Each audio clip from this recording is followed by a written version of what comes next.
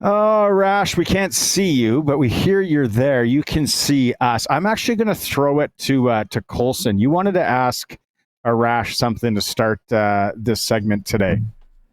So, Arash, do you think the Vikings are going to start Daniel Jones at safety like the Giants were? You know, that 47 career interceptions is nothing to sneeze at. Yeah, Colson, that is a very good call by you. But it doesn't even come close to the move Sharky just made. By the way, Sharky, what a flex.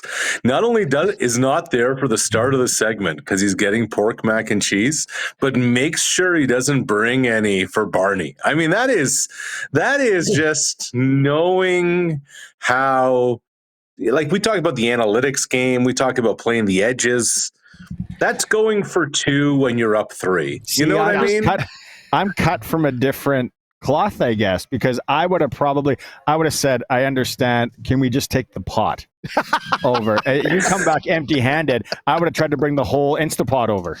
Yeah, but you would have taken the pot to the trunk. Like, who's kidding who here? There would have been nothing for anybody else. Community pot. Everybody. If you got a spoon, you're in. That's how we would have rolled. Arash, you know the weather? We have Stanfield's underwear weather here in Saskatchewan right now. We need some supplies from your hometown. Yeah. Yeah, exactly. Thank you for the recognition. Truro, Nova Scotia, Stanfield's underwear represent. I like it. Yeah. I appreciate it. Anytime, brother. And it's just getting colder. Yeah, this week. Send some our way. I'll trade you some pork mac and cheese for it. Okay, I'm watching the NFL game till halftime today. Wagering. I'm doing the Sports Select thing again, Arash, on this one too. I need it. It's never going to be a 3-point game. Like, this thing's a blowout at halftime. Put the locks on the doors, as Big George would say. All of a sudden, I come here, start working, look at the final score, 23-20. Like, I know Detroit is good, and you're really high on Detroit, but what happened? Where's the kink in the armor there? So, okay, let's just stop real quick, because you may not have seen the end of the game. I did not. No. Full disclosure. Okay, so fellas, I need to tell you this, and this is without hyperbole. The last 30 seconds of the game might have been, and I'm not exaggerating, the most incompetent last 33 seconds in the history of professional sports. The Bears are down 3 points. Caleb Williams gets sacked on his own 40. They have a timeout. There's 33 seconds to go. It's 3rd down. They get 1 play off, only on 3rd down, incomplete, game over. It was, Sharky, the NCAA has an expression when they do their investigations into cheating. They call it a lack of institutional control. That's exactly what this is. If Matt Eberflus is allowed on the team plane to go back to Chicago with the team, then it is a failure by the Bears organization. This was an absolute disgrace. They didn't use the timeout, is what you're telling me? Because I didn't watch it. The fellas were watching it on the stream here. The guy, good work, Colson and Curtis. So they put the last 32 seconds up. They got off a play, an incomplete pass, and that was it. They didn't take the timeout. He gets sacked at his own 41-yard line with 33 seconds to go to bring up 3rd down. They're down 3. So from there, it's a 57-yard field goal, but you have a timeout. Tick, tick, tick, tick, tick, tick, tick, tick, tick. What are you doing? Like, the timeout doesn't carry over to next week. The timeout expires, Matt.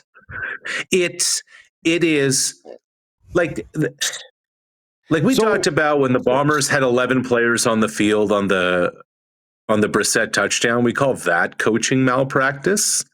Like, this is, and this is with hyperbole, okay? Like, honestly, like, we're just joking around saying this.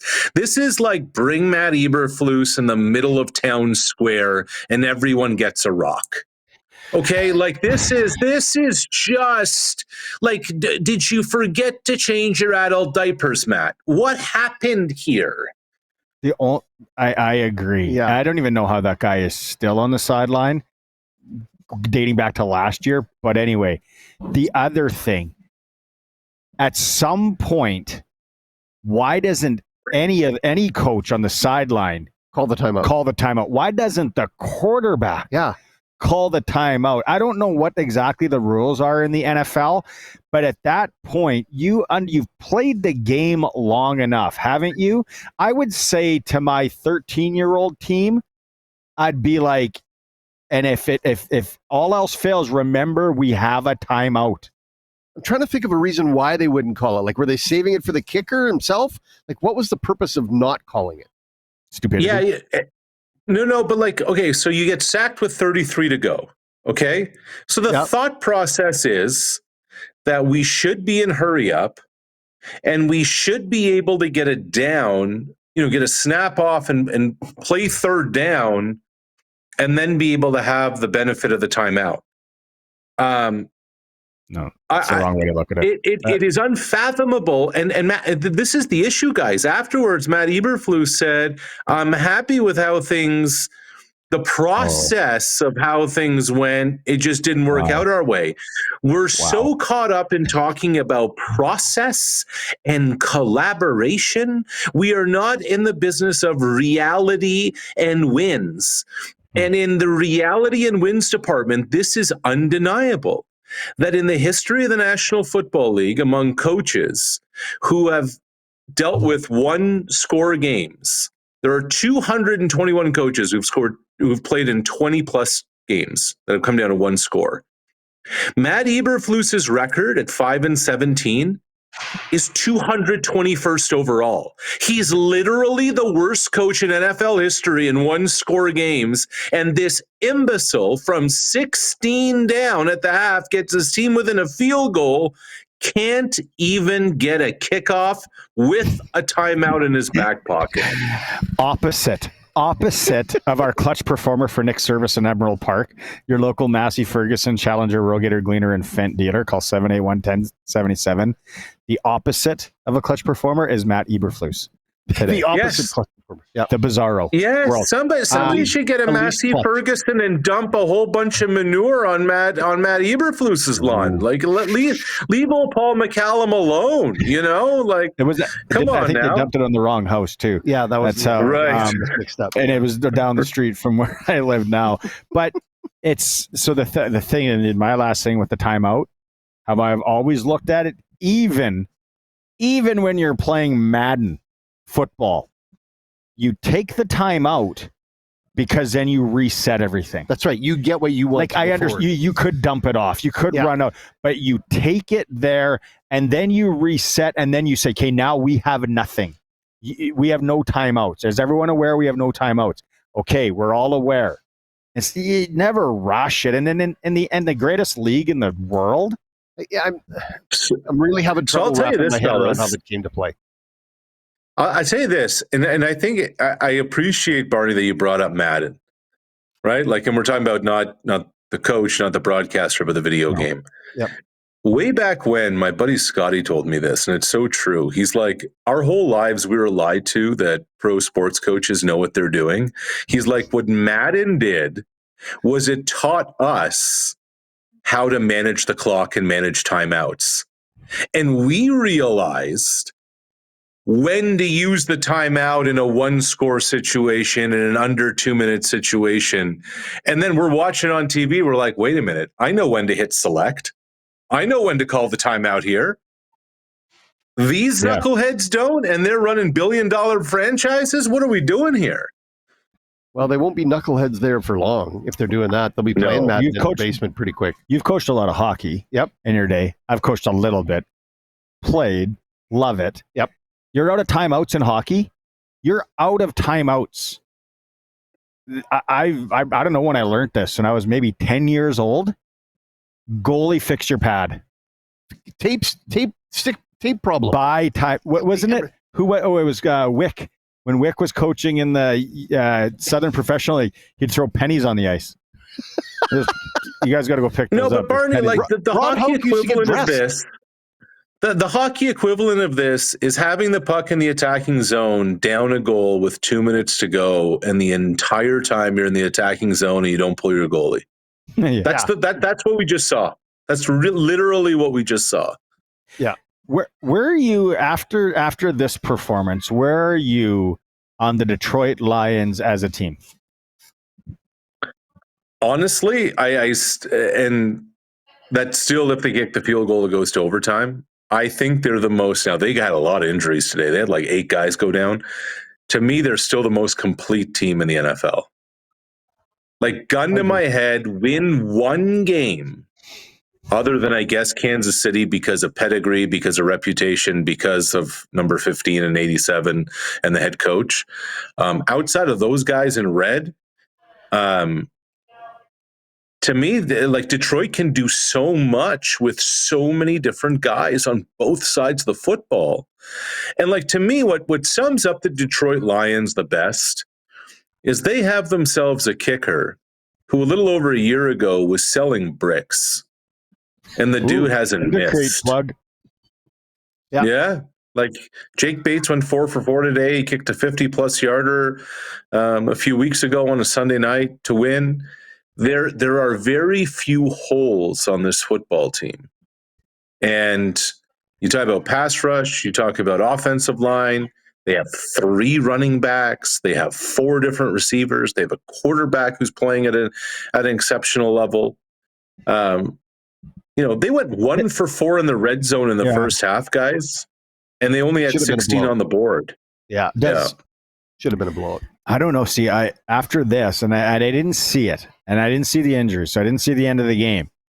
I was high on Detroit. I was buying Detroit stock, but I just think Philly is on an upswing. Philly's lines Philly's playing really well. I just feel they look like they are gearing up for playoff football. C Lightning 300. Yeah, we got you on YouTube. He's saying, could the quarterback have spiked the ball? Yeah. No, Yes. no, Yeah. because it's 3rd and 23. Right? You spike the ball, it becomes 4th down. Oh, it was 3rd down. Yeah. Right. So just get the snap off and run a play and get some yards. Turn a 57 into 52 even, which is manageable. Wow. Yeah. I'm cheering for Detroit. I like where they are in the NFC, but I agree with you that Philadelphia's coming on strong, and I think the AFC's 2 teams. As a guy who doesn't give a rip about either of the, like, just Detroit fans, the Lions organization, it's like cheering for the Winnipeg Jets. I'm in. Yeah, I'm cheering for them. Yep, yeah, I gotcha. Let's go Detroit. What tonight? I'm just looking up. We are sitting at about 7:00. -3. Could I see some snow at about 8:00 in Green Bay? There's a lot of talk about Tua being not a cold weather quarterback. Is this a big game for him tonight? I think it's a massive game for him tonight. You think about everything he's been through with the concussions and the rest, the fact that he's never won in Kansas City or Buffalo in a cold weather game in December or January. He's put up really good numbers against nobody the last few weeks. This is the game. This is the game where, like, and it's not about the playoffs. It's not about the record. It's about, all right, Tua, are you the guy or are you not? Because, when Tua's healthy, he's done okay. But he's never really done it against a quality team other than Buffalo once. So it's great to beat up on New England. It's great to beat up on the Raiders. Green Bay's a pretty good team now. This is a big one, and I guess mathematically, guys, the Dolphins are still in it, but this is the statement game that Tua needs moving forward if he can keep himself healthy as to franchise quarterback status in this league. Tomorrow, Raiders and KC. I don't even know if I'll watch this game. Should be over by halftime. To be honest, I'm not sold on KC as a team this year. Really? Nope. Yeah. I didn't even know if KC might. Okay, yeah, I'll give them the AFC Championship game because the path they're gonna have to go through KC. I think there's a lot of teams that can knock them off. I'm not. Mahomes has looked meh. Arash, what's your take? The amazing part about Kansas City is they never cover, yet they're always double-digit favorites. They're getting through by the skin of their teeth, and I'm with you. I'm fully with you. I think the bigger issue, we're so caught up in Mahomes and Kelsey, and now they're getting Isaiah Pacheco back. Great. But why, remember this, guys, and Barney, you and I have talked about this a bunch. KC lost 3 games in the month of December last year, including Christmas against the Raiders. Instead of Thanksgiving last year, they got them on Christmas. And you're saying to yourself, they're done. Yep. And then they didn't lose a game the rest of the run from Christmas on after that loss to the Raiders. But what changed was their defense stepped up. And now their defense has become a liability. I was going to say, I think that one of the key parts to them winning last year was Steve Spagnuolo. Yep, without a doubt. Yep. They changed the way they played. Yeah. Okay, shift quick. I know we're up against the clock here, guys in the studio. CFL news. Montreal, you called it a while back. Davis Alexander, 3-year extension in Montreal. You told us after the Grey Cup that they're moving on from Fajardo. What happens now? Well, it's an interesting one, like moving on from Fajardo as starter. But let's remember this, guys. Suddenly, Cody Fajardo and Nick Arbuckle are not starting quarterbacks in this league. So what happens now with the last 2 Grey Cup MVPs, including the reigning Grey Cup MVP? Do they end up signing? Look, no team is going to have their starters stay healthy the whole year. So do they sign incentive-laden deals with the team they're at, where it's based on play time, based on starts, based on all that kind of stuff, where they're going to get significant bonuses? But isn't it funny how it all works out? Without Arbuckle, the Argos don't win the Grey Cup. Without Fajardo leading them down that 80-plus yard drive at the end of the game against Winnipeg last year, they don't win a championship. Now neither have starting jobs, but there's going to be ample opportunities for jobs, just not as QB1. So I just wonder the structure of the deals that they're going to get and how much is going to be based on playing time and the rest. Oh, okay. Let's save the last one that we were going to talk about today till next week. Yep. Let's shelve it because nothing will happen between then and now anyway. Absolutely nothing. Yep.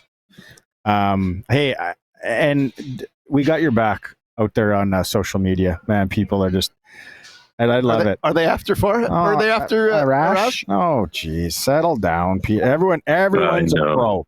Everyone's a pro. Everyone's a GM, right? I love it. Beauty.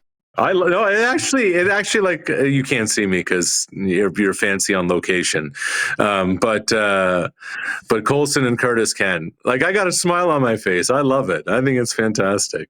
Hey, just keep hating, but keep watching and keep listening. And I do know you're wearing a Minnesota Vikings shirt, though. Yeah, that much. You know it. You know it. Yeah, I sense it.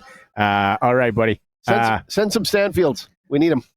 There you go. One last thing, fellas. I know it's U.S. Thanksgiving, but honestly, thankful to be with you guys and thankful for our pal Brian Gawley because he just continues to step up every year, all the time. Thankful to the guys back in the studio because, well, whatever we're talking about, the stream is always there with the great visuals. So appreciate you guys as always.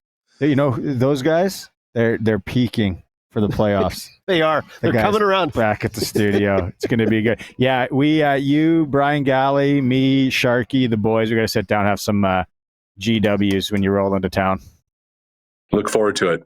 Right on. Arash Madani, Coast to Coast for Brian Gawley.